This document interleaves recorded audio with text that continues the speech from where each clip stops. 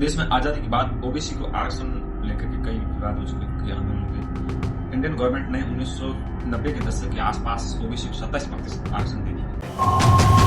अब सवाल ये उठता है कि देश के अंदर रिजर्वेशन व्यवस्था कहां से आई या रिजर्वेशन कॉन्सेप्ट पूरा कहां से है। देश आजाद हुआ उससे पहले जितने भी छोटे जो ग्रुप थे जिन्हें हमने बाद में देश आजाद के बाद डिनोट किया एससी और एसटी से, इन्हें मूलभूत सुविधाओं से वंचित थे। इन्हें फैसिलिटी किसी प्रकार की मिल नहीं रही थी देश आजाद उससे पहले, और जब इंडिया आजाद हो उसके बाद भी इनके पास इतनी फैसिलिटी या इतना कुछ था नहीं। जब देश आजाद हो 1947 के बाद में इंडियन गवर्नमेंट ने इन एससी और एसटी का जो समुदाय थे इन्हें रिजर्वेशन दिया। इनको जब रिजर्वेशन दिया, इनके पास बैकवर्ड क्लास जो भी ग्रुप था इसको रिजर्वेशन नहीं दिया गया। ओबीसी के आरक्षण के लिए फर्स्ट बार काका कालेकर आयोग की रिपोर्ट पेश की।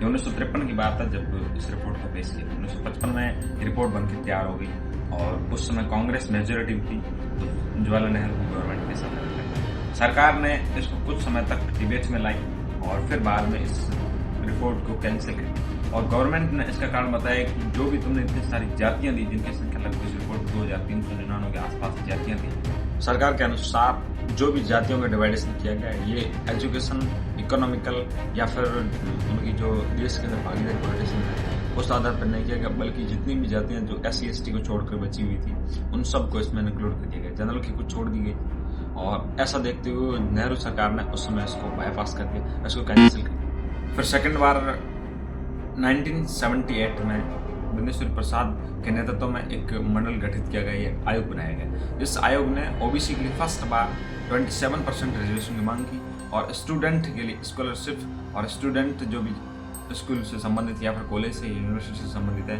उनको रिजर्वेशन की बात रखी गई। बीपी मंडल ने सबसे पहले क्रिमिलियर की कॉन्सेप्ट दिया। क्रिमिलियर यानी ऐसे दो वर्ग जिसमें से एक इकोनॉमिक रूप से या आर्थिक रूप से समृद्ध है और दूसरा आर्थिक रूप से कमजोर है। तो बीपी मंडल के हिसाब से जो भी अमीर है या फिर जिसकी स्थिति या फिर जिसका स्टेटस रीच है उनको रिजर्वेशन से वंचित किया जाए, और जिनके स्टेटस रीच नहीं है, जो थोड़ी आर्थिक स्थिति से कमजोर है, उनको रिजर्वेशन दिया जाए ओबीसी के तहत। इसके बाद में ये कुछ समय तक चलता रहा और वो बीपी मंडल जो बिंदेश्वर प्रसाद थे वो जनता पार्टी से थे। इस वजह से जनता पार्टी में बीजेपी बीच में कॉन्ट्रोवर्सी हुई और ये भी मंडल या ये भी कमीशन की रिपोर्ट नहीं हो पाई। 24 अगस्त 1990 को इस समय वीपी सिंह की गवर्नमेंट ने ओबीसी को आरक्षण दिया, और जब आरक्षण दिया तो इसकी जैसे न्यूज देश के अंदर चली तो उसी दिन पार्लियामेंट के आसपास लगभग 10,000 के आसपास स्टूडेंट ने पार्लियामेंट को घेर लिया और सरकार को तत्काल उसके खिलाफ कार्रवाई की। लेकिन स्टूडेंट लगातार प्रोटेस्ट करते गए और फिर बाद में धीरे धीरे प्रोटेस्ट शांत हो गए। फिर 1990 में इंडिया के उस समय प्राइम मिनिस्टर थे वीपी सिंह, उनके समय वापस रिजर्वेशन को लेकर के बात उठी तो उन्होंने फिर बीपी मंडल की सिफारिश के आधार पर उन्होंने जो रिपोर्ट उस रिपोर्ट के आधार पर रिजर्वेशन इंडिया के अंदर स्टेब्लिश किया ओबीसी के लिए। लेकिन इसमें वन कंडीशन थी कि ओबीसी रिजर्वेशन क्रीमिलियर अवधारणा पर दिया जाएगा। जिनकी आर्थिक स्थिति अच्छी थी उनको नहीं दिया जाएगा और जिनकी आर्थिक स्थिति कमजोर थी उनको दिया जाएगा, इस आधार पर। और फिर बाद में 1992 के अंदर एक केस आया, इंदिरा शाहीन केस। इस केस के बाद में सुप्रीम कोर्ट ने इसको भी कॉन्स्टिट्यूशनल रूप दे दिया। 19 सितंबर 1990 में दिल्ली में डाक पोस्ट के पास धरना प्रदर्शन हुआ जिसमें एक स्टूडेंट राजीव गोस्वामी था, लगभग 20 ईयर्स यानी 20 साल के आसपास का था। उसने खुद पर पेट्रोल डाल दिया और जिससे वो जल गया। बस ये मूवमेंट पूरे देश के अंदर फैला और ये सब्जेक्ट पूरा कॉन्ट्रोवर्सी चला गया।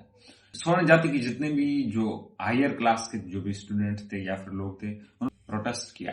स्टूडेंट थे या ओबीसी क्लास के जो भी स्टूडेंट थे उन सबको रिजर्वेशन दे दिया गया गवर्नमेंट से। राइटर जिनका नाम है द बासिफ मुखर्जी, उन्होंने अपनी बुक द डिसरप्टर में लिखा है कि चंडीगढ़ में स्टूडेंट ने प्रोटेस्ट किया जहां पर रिजल्ट न मिलने के कारण 152 यानी 152 के आसपास स्टूडेंट ने सुसाइड कर दिया। इंडिया के फेमस हिस्टोरियन रामचंद्र गुहा ने ओबीसी रिजर्वेशन का विरोध किया।